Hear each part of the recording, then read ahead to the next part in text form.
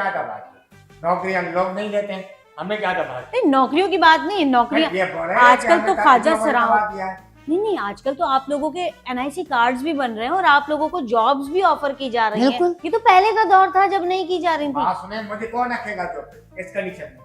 कोई इन दोनों के लफड़े पे मेरे को क्यों फंसा के रखा है? उठा ले रे बाबा, उठा ले। मेरे को नहीं रे, इन दोनों को उठा ले। ये ख्वाजा सराबी एजुकेटेड पर्संस हैं, उनको वकील है। जॉब्स ऑफर हो रही हैं, उनके वकील है, मैंने एनआईसीज खुद बन देखे रहे हैं, हैं। वकील है। देखो मोहतरम, ये वो मेरे से नहीं होता। आप वकील ये बनना कहें मेरे लिए थोड़ा सा मुश्किल है, क्योंकि मैं आदी हो गई इसी में रोड पे। रोड पे घूमने की हाँ, आदी हो गई है। उसमें आदी हो गई मैं।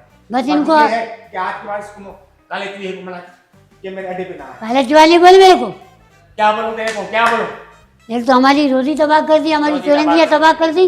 जिधर देखो दो पोज मार के पैसे ले जाते हो। अच्छा, ये ठेकेदार साहब, आपसे मेरा सवाल है कि ये जो ठेकेदारी आप कर रहे हैं, इससे पहले आप क्या काम करते थे? इससे पहले गांव में वांदे घूमते थे। वांदे समझ लिया? वांदे क्या होता है? अल्लाह बहुत जगह मतलब फारिग थे।